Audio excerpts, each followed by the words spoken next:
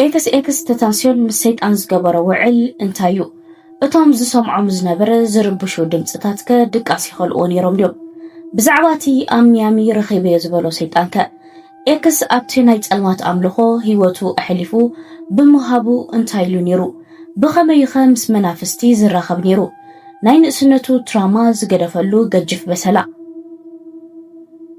ሰላም ንዓኹም ሰብርሕቆን ቀረባን ተኸታተልቲ ናይ ጓልሽሻ ዩቲብ ከመይ ትህሉ እምባርካስ ደሎ ማዕልቲ ከም ትልሙድ ሓደ ሓቀኛ ሶርሕ ሒዘልኩም መፅእ ኣለኹ። ነዛ መደብ እዚኣ ብላይክን ሳብስክራይብን ጀምሮ እንዳበልኩ ናብ ትሕዝቶ መደብ ከብለኩም። ኣብቲ ናይ መጀመርታ እዋናት ሳውንድ ክላውድ ራፕ ሓደ ስሙ ብቕፅበት ኣዝዩ ዝተፈለጠ መንእሰይ ነይሩ።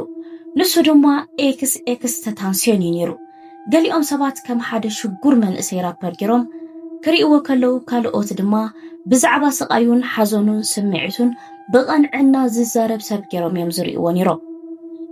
ኤክስ ተታንሲዮን ካብ ሙዚቃ ወፃኢ ብዛዕባ ናይ ጸልማት ኣምልኾን ሓሳባትን ትምህርትን ዓሚቕ ተገዳስነት ነይርዎ እዩ። ብዙሓት ናይ ኤክስ ናይ ቀረባ ፈለጥቱ ዝነበሩ ከም ዝብልዎ ድማ ኤክስ እቲ ናይ ጸልማት ሓሳባት ኣብ ሙዚቁኡን ኣብ ብሕታዊ ህይወቱን ዓብ ጽልዋ ከም ዘሕደረሉ እዮም ዝዛረቡ። ኤክስ ተታንሲዮን መብዛሕትኡ ግዜ ብዛዕባ ካርማን ኢነርጂን ናይ ደቂ ሰባት እውን ጸቂጡ ዝዛረበሉ ዝነበረ ኣርእስቲ እዩ። ከምኡውን ኣብ ዝገብሮ ዝነበረ ቃለ መጠየቕ ድማ ከምዚ ኢሉ ነይሩ። እቲ ስታይል ወይ ከዓኒ ኣሰራርሓ ናይ ጨጉሩ ወዲ ሰብ ምዃኑ ካብ ሰብ ንላዕሊ ወልሓንቲ ሓይሊ ከም ዘይብሉ ከም ዘዘኻኽሮ እዩ ገሊጹ ነይሩ። ከምኡውን ኤክስ ተታንሲዮን ነፍሲ ወከፍ ተግባር ሳዕቤን ከም ዘለዎ ሰባት ድማ ኣብ መወዳእታ ብካርማ ኣቢሎም ናይ ኢዶምን ከምኡውን ዝግብኦም ነገር ከም ዝረኽቡ ይኣምን ነይሩ። ብተወሳኺ ድማ ስም ኤክስ እናገደደ ምስ ከደ ኣዕሩኽቱ ናብ ጸልማት ኣምላኽ ከም ዝኣተወን ምስ ሰይጣን ከዓ ከም ዝተወዓዓለን ይዛረቡ ነይሮም። ኤክስ ብሂወት ከሎ ምስ ኣሉታዊ ሓሳባት ይቃለስ ከም ዝነበረ ፍሉይ ድምፅታት ከዓ ይሰምዕ ከም ዝነበረ፣ ብተወሳኺ ድማ ለይቲ በቲ ዝሰምዖ ዝነበረ ዘፍርሕ ድምፅታት ናይ ምድቃስ ጸገም ከም ዝነበሮ ይገልጹ።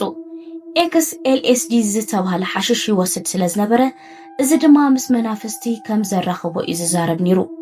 ከም ኣገላልጻ የዕሩኽቱ ተኾይኑ ድማ ኤክስ ተታንሲዮን ምስ መናፍስቲ ክዕልል ከሎ ብዛዕባ መጻኢኡን ሞቱን ይነግርዎ ነይሮም። እዚ ነገር እዚ ጸለማይ ከም ዘይኮነ ሓቂ ምዃኑ ብዙሕ ጭብጥታት ኣሎ።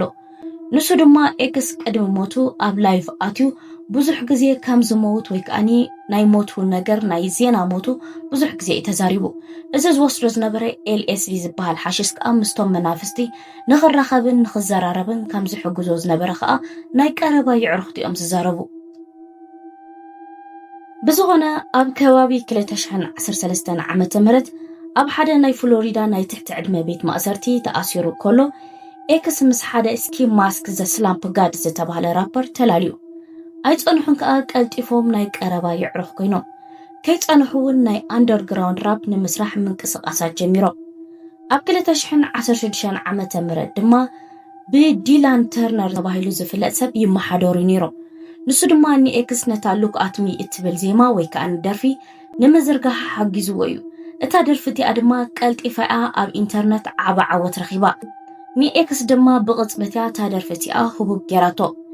ኤክስ ተታንሲዮን ሞያዊ ህይወቱ እንዳዓበየ ምስ ከደ ኣብ መንፈሳዊ መጽሓፍትን ሕቡእ ፍልጠትን ዘለዎ ተገዳስነት ድማ እንዳወሰኸ ይኸይዱ። ብዛዕባ ኢነርጂ፣ ቫይብሬሽን፣ ማኒፌስቴሽን ኣብ ግብሪ ምውዓል ዝብሉ ዘረባታት ይዛረብ ነይሩ። ምስኡ ዝተኣሳሰሩ ከም በዓል ዛ ማስተር ኬስ ሲስተም ዝኣመሰሉ መጽሓፍቲ ካልኦትን ከዓ የንብብ ነይሩ። እዞም ከምዚኦም ዓይነት መጽሓፍቲ ድማ ኣብ ኣእምራዊ ሓይልን መንፈሳዊ ሓሳባትን ዘተኩሩ ዓይነት መጽሓፍቲ እዮም። ኤክስ ተታንሲዮን ስቃይን መከራን ንሓደ ሰብ ዝበለጸ ሓያል ክገብሮ ከም ዝኽእል ዝኣምን ነይሩ። ብዘይካዚ እውን ኣብቲ ጸጋማይ መንገዲ ወይ ከዓኒ ሌፍት ሃንድ ፓዝ ዝበሃል ምስ ርእሰ ቁፅፅርን ውድቀትን ሓይልን ዝተኣሳሰር እምነት ከዓ ተገዳስነት ነይርዎ እዩ። ንኤክስ ስቃይ ማለት ቃንዛ ጥራሕ ኣይነበረ፣ ንዕቤትን ለውጥን ዝኸውን መንገዲ እዩ ነይሩ። በቲ ኣብ ንእስነቱ ዘጋጠሞ ትራማን ጸገማትን ሽግራትን ነዚ ከምዚ ዓይነት እምነት ከም ዝኽተል ከም ዝገበሮ ርዱእ ነገር እዩ። ብዙሓት ኣድነቕቱ ይኹኑ ነቐፍቱ ድማ ነቲ ናይ መድረኽ ስሙ ዓሚቕ ትርጉም እዮም ዝህብዎ። ተታንሲዮን ማለት ብቋንቋ እስጳኛ ኮይኑ ፈተና ማለት ክኸውን ከሎ ኤክስ ዝብል ሰለስተ ግዜ ዝተደጋገመ ፊደል ድማ ምስቲ ናይ ጸልማት እምነትን ምስጢሮም ዘተሓሕዝዎ ብሓጺሩ ኤክስ ማለት ከምቲ ናቱ ምልክት ወይ ከኣኒ ካብቲ ናይ ጸልማት ኣምልኾ ከም ምልክት ዝተዋህቦ ስሙ ምዃኑ እዮም ዝዛረቡ እዚ ናይ መድረኽ ስሙ ድማ ምስ ሓደገኛታት ሓሳባት ኣዝዩ ከም ዝተሓሓዝዮም ዝገልጽዎ ገለገለ ሰባት ውን ነቲ ናይ መድረኽ ስሙ ተራ ናይ ስነ ጥበባዊ ምሳሌ ኢሎም ዝኣምኑ ውን ኣለዉ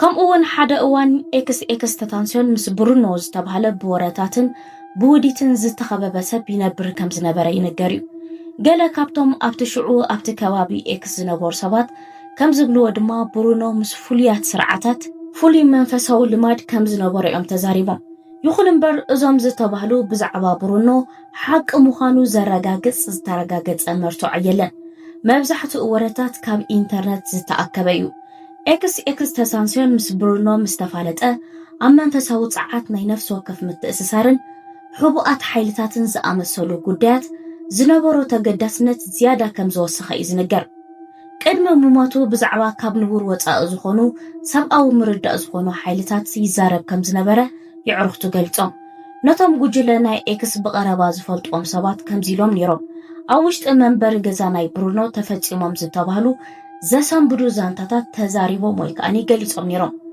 ኣብቲ ገዛቲ ዓመፅ ከም ዝካየድ ከም ዝነበረን ብዛዕባ ናይ ጸልማት መንፈሳዊ ልማዳት ዝግበሩ ነገራትን ዕላላትን ከም ዘካይዱ ይዛረቡ ገለ ምስ ኤክስ ዝተሓሓዙ ሰባት ድማ ምስ ብሩኼርያ ዝበሃል ጥንቆላ ከም ዝተሓሓዙ ይጠቕሱ ብተወሳኺ ድማ ኣብቲ ገዛ ምስ ኣዋልድ ዝተኣሳሰሩ ፍሉያት ስርዓታት ይካየዱ ከም ዝነበሩ ይገልጹ ብዛዕባ እዚ ዝዛረቡ ሰባት ኣብ ፍሎሪዳ ብራፕ ዝፈልጥዎም ብስነ ጥበብ ምስኦም ዝተኣሳሰሩ ከምኡውን ናይ ኤክስ ኣዕርኽቱ ከይተረፊኦም ብዛዕባ ብሩኖን ሃዋህውን ዝዛረቡ እዞም ናይ ጸልማት ኣምልኾን ሓሳባትን ዝበሃሉ ነገራት ኣብ ሙዚቃ ናይ ኤክስ ከይተረፈውን ተንጸባሪቖም እዮም ኣብታ I spoke to the devil in Miami he said everything will be fine እትብል ሓንቲ ግጥምላቶ ብቋንቋ ትግርኛ ክተርጉማ ኣብ ሚያሚ ምስ ዲያብሎስ ተዛሪበ ኩሉ ነገር ጽቡቕ ክኸውን እዩ ኢልኒ እዩ ዝብል ኣብዛ ደርፊ እዚኣ ኤክስ ምስ ሓደ ናይ ጸልማት ፍጡር ከም ዝተራኸበን ንሱ ድማ ንነፍሱ ሰላም ከም ዝሃባ ዝገልጽ ዓይነት ግጥሚ ወይ ከኣኒ ቃላት ተጠቂሙ ኤክስ ውን ብህይወት እንከሎ ብዛዕባ ዛ ደርፊ ወይ ከኣኒ ብዛዕባ ዛ ሰንተንስ እዚኣ ተዛሪቡ ነይሩ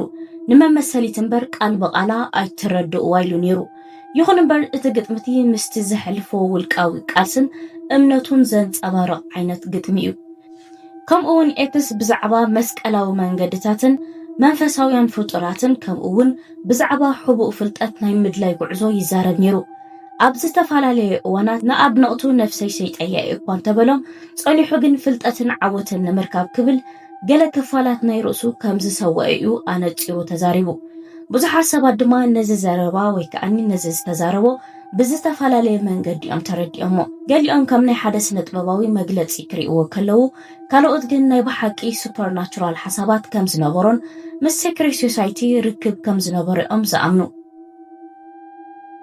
ድሕሪ ሞቱ ኤክስ ተታንስዮን ኣብ 2018 ዓመተ ምህረት ምስ ሞተ ማለት እዩ ኣድነቕቱ ነቶም ናቱ ቃለ መጠይቃትን ስእልታትን ግጥምታቱን ጽሑፋቱን ብጥንቃቐ ክምርምርዎም ጀሚሮም ንሱ መብዛሕትኡ ግዜ ብዛዕባ ናይ ሰብኣዊ ባህሪ ክልተነት ኣብ መንጎ ሰናይን እኩይን ጸልማትን ዕቤትን ዝግበር ቃልሲ ይዛረብ ነይሩ ብዘይካ እውን ብዛዕባ ብዙሓት ክውንነታትን ንቕሓትን ምንዋፅን ሞትን ናይ ህልውና መወዳእታ ከም ዘይኮነ ኣብ ዝብል ሓሳቡን ይዛረብ ነይሩ እዩ ኤክስ ተታንስዮን ሰባት ንርእሶም ዝበለጸ ምርዳእ ብኣእምሮን ብመንፈስን ከዓብዩ ከም ዝኽእሉ ይኣምን ነይሩ ንኣድነቕቱ መብዛሕትኡ ግዜ ኣብ ርእሰ መምሕያሽን ትምህርትን ውልቃዊ ምዕባለ ከተክሩ ከዓ የተባብዕ ነይሩ እዩ ኣብ ሓደ ካብ ዝገበሮም መደረታት ሰባት ብመዓልታዊ ሓሳባቶምን ተግባራቶምን ተመክሮታቶምን ከም ዝምዕብሉ ገሊጹ ነይሩ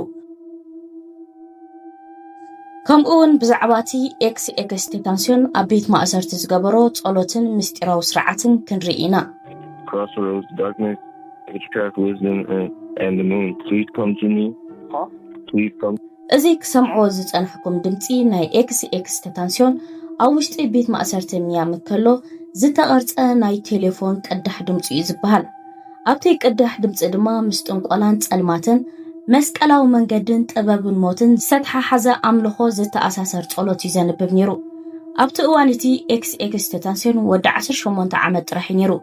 ብሰንኪ ዝገበሮ ከበድቲ ገበናት ከዓ ተኸሲሱ ንብዙሕ ዓመታት ማእሰርቲ ይጽበዮ ነይሩ። ሽዑ ድማ ብስምዒት ተሲሩ ኣዝዩ ተስፋ ቆሪጹሉ ዝነበረ እዋን ነይሩ። ኣብቲ ቅዳሕ ናይቲ ድምፂ ድማ ኤክስ ተታንስዮን ዕቑባ ብምሕታት ነታ ምስ ጸልማትን ጥንቆላ ጥበብን ወርሕን እትተሓሓዝ ኣምላኾም ደጋጊሙ ስማ ይጽዋዓ ነይሩ። እዚ ድማ ብዙሓት ሰባት ከም ዝገልጽዎ ኤክስ ተታንስዮን ምስ ርኹሳት መናፍስቲ ናይ ጸሎት ስርዓት ይፍጽም ከም ዝነበረ እዮም ዝኣምኑ። እቲ ኤክስ ዘንበቦ ወይ ከዓኒ ዝጸለዮ ጽሑፍ ወረቐት ብቐጥታ እዩ ናብቲ ንሱ ዝነበሮ ቤት ማእሰርቲ ተላኢኹሉ እዩ ዝበሃል።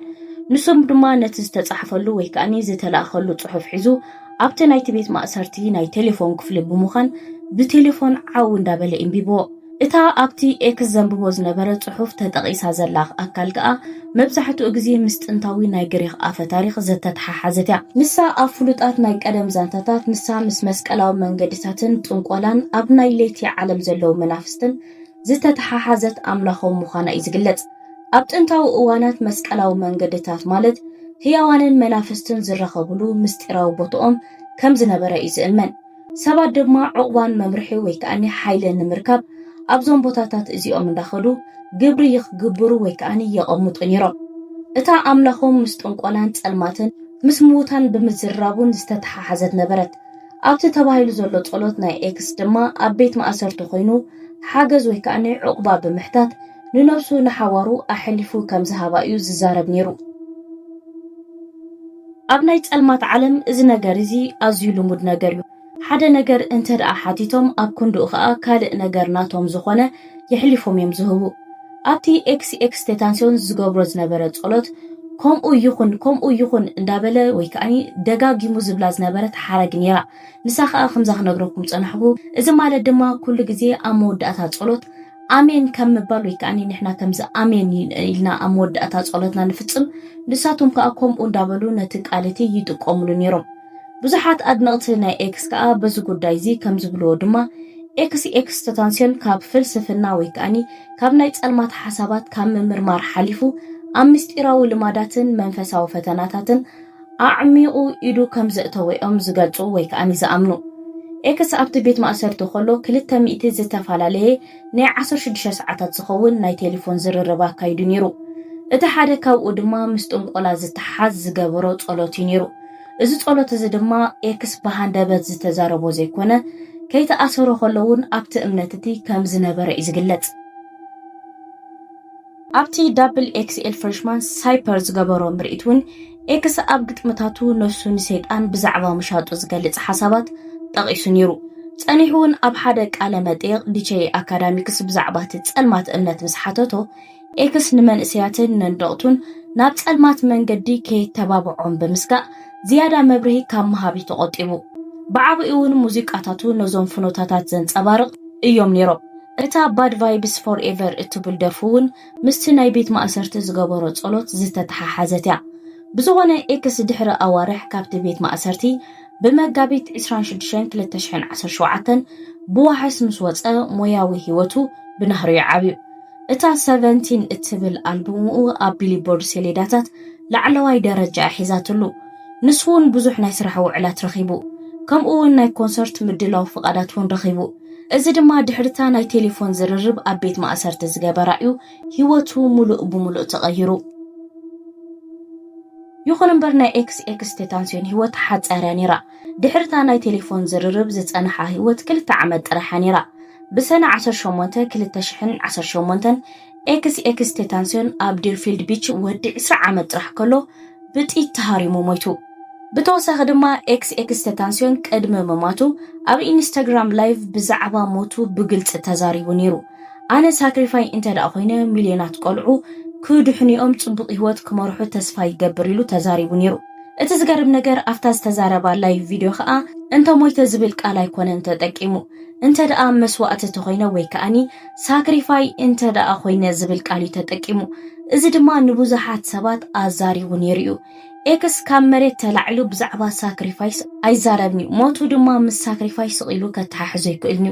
أبناي تلمات عالم زت أحلى هوت سلازل ويوم زبلو بزخنا أما جرشة إكس تانسيون أزيو زت حلال خسب كويني إتريفو زلو بزعباناتو مستيرات نمردا بزوح نجاراتي ززرب موسيقون قالاتون كسابلومي مس مليونات سبات متأسسار اللوم هيوتو نموكوت تار ترجم منبر نمدلاي إندات عرفوا الليو مس فرحون مس سقايون مس قطعون مس تغطون مس هوبنت إندات تقالس الزنبر من إسين كليو بزوات كي تمرسيو أو أخلوميتو كسابلومي ناي إكس تانسيون موسيقو مستراودي ويس سمعيتاو زبل حتون كتعن يلعالو بزخنا جن بزنا جرزي نتصر ويكاني ناب حدا زحازر ساني اللي نسبب بناتو حساب رئيتوني زبلو نسخاتكم ككبرة تعزبتي بزعوا إكس تانسيون انت خمتولو نزنا جرزي بخميخم تقلتوه كبرات تختاتلتي كساب حجي مساخم زتصنحكو أنا حنا ششاي كساب حجي مساي ترأتصنحكم برقص نزامر بزي أفتيهم مالكم لايك مقباراي ترسعو كم تلومك حدش تفاميلي